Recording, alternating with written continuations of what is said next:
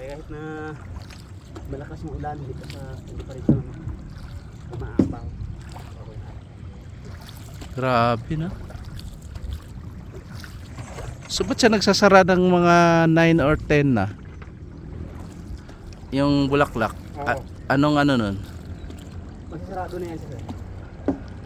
Ganon talaga yan siya. Oo, kasi parang nakaramdam na rin siya ng init sir. Ah, ganon. Nagpuso talaga yan. Ay, wow.